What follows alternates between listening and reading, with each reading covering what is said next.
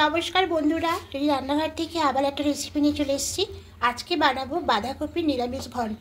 তার জন্য দেখুন, বাঁধাকপিটা খুব ভালো করে কেটে নিয়েছি, পাতলা পাতলা করে একদম কেটেছি। কেটে খুব ভালো করে ধুয়ে নিয়েছি। আর এদিকে আলু কেটে রেখেছি। এখানে একটা টমেটো আছে আর কিছুটা মটরশুঁটি আছে। এবার প্রথমে কড়াইতে আমি তেল দিয়ে দেবো। আমি রান্নাটা সাদা তেলেই বানাবো।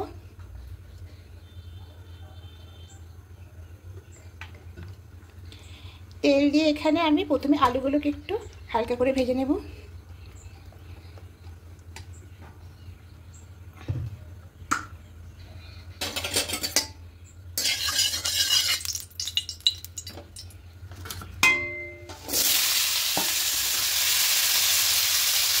আলুগুলো খুবই ছোটো করে কেটেছি। এবার খুব ভালো করে একটু হালকা করে ভেজে নেব আলুগুলো হালকা করে ভাজা হয়ে গেছে। এবার এগুলো সব তুলে নেব। সব তুলে নিয়েছি। এবার এখানে আরও কিছুটা তেল দিয়ে দেব। আপনারা রান্নাটা সরষে তেলও করতে পারেন, আমি সম্পূর্ণ রান্না সাদা তেলেই করব।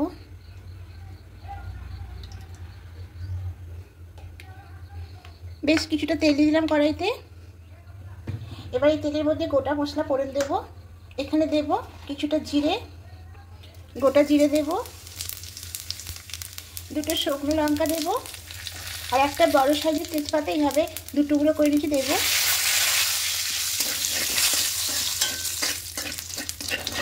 দিয়ে হালকা একটু নাড়াচাড়া করে নেব। এবার এখানে টমেটো কুচোটা দিয়ে দেবো।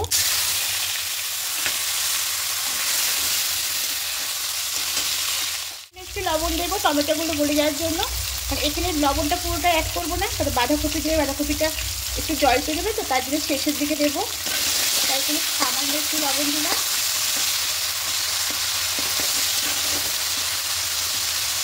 এবার এখানে আদা কাঁচা লঙ্কা পেস্ট করেছিলাম, ওটা দিয়ে দেবো।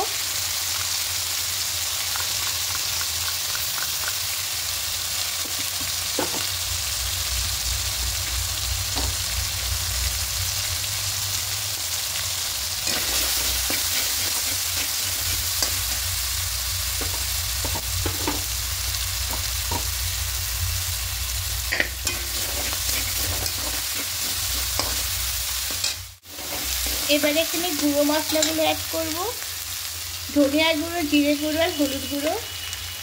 যেহেতু কাঁচা লঙ্কা দিয়েছি, এখানে লঙ্কা গুঁড়োটা অ্যাড করবো না। আপনারা শুকনো লঙ্কাটাও করতে পারে।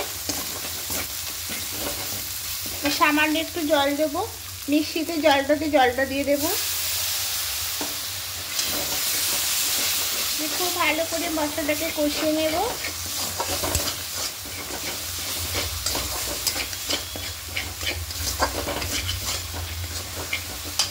ভালো করে কষিয়ে নিয়েছি।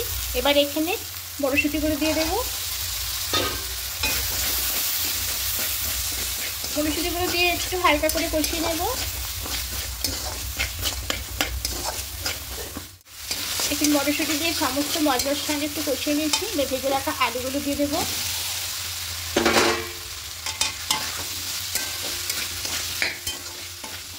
এবার বাঁধাকপিটা দেবো।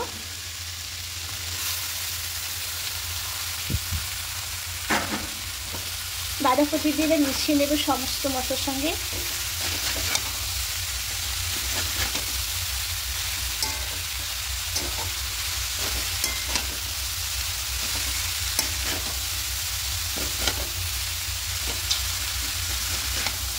খুব ভালো করে মিশিয়ে নিয়েছি। এবার ঢাকা দিয়ে কিছুক্ষণ রাখবো, বাঁধাকপি থেকে জল বেরোবে তার জন্য। এবার ঢাকাটা খুলে নেব।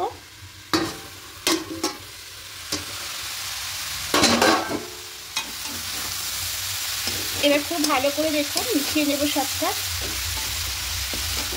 বাঁধাকপিটা অনেকটাই জল বেরিয়ে গিয়ে দেখুন, অনেকটা জল বেরিয়ে গিয়ে শুষে নিয়েছে। এবার এখানে পরিমাণ মতো লবণটা এই সময় অ্যাড করব।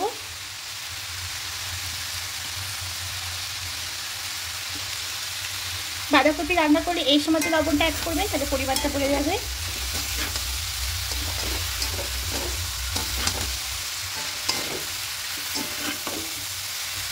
এবার এখানে সামান্য একটু চিনি দিয়ে দেবো। যেহেতু নিরামিষ রান্না একটু চিনি দিতে হবে, তবে খেতে স্বাদটা বেশি ভালো লাগবে।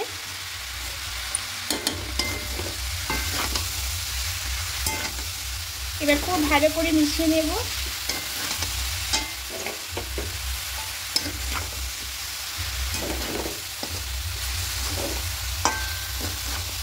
এইভাবে নিরামিষ রান্না আপনারা ভোগেতেও করতে পারেন, ভোগের সময়তে।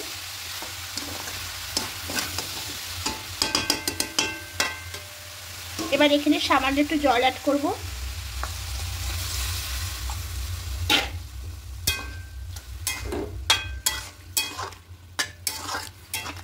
যেহেতু আলুর পরিমাণটা বেশি আছে আর কপিটা কম আছে, তাই এখানে জলটা অ্যাড করলাম। যদি আপনারা আলুর পরিমাণটা কম দিয়ে কপিটা বেশি দেন, তাহলে জলটা না অ্যাড করলেও হবে, বাঁধাকপির জলেতেই সেদ্ধ হয়ে যাবে। এবার ঢাকা দিয়ে 10 মিনিট রেখে দেব। এবার ঢাকাটা খুলে নেব।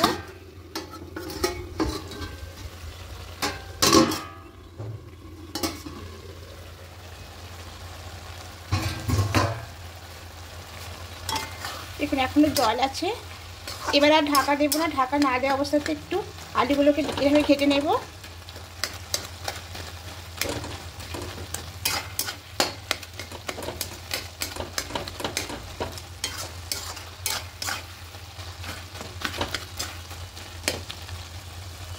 এই অবস্থাতে আরও 1 মিনিট মতো রেখে দেব। একদম রান্নাটা হয়ে গেছে। এবার গ্যাসটা অফ করে দেব। এবার উপর দিয়ে কিছুটা ভাজা মশলা দিয়ে দেব।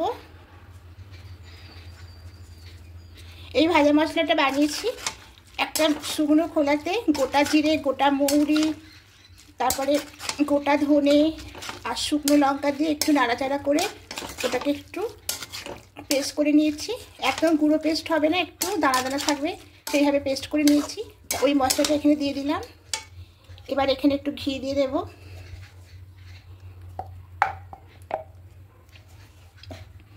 খুব ভালো করে সমস্ত কিছু একসঙ্গে মিশিয়ে নেব।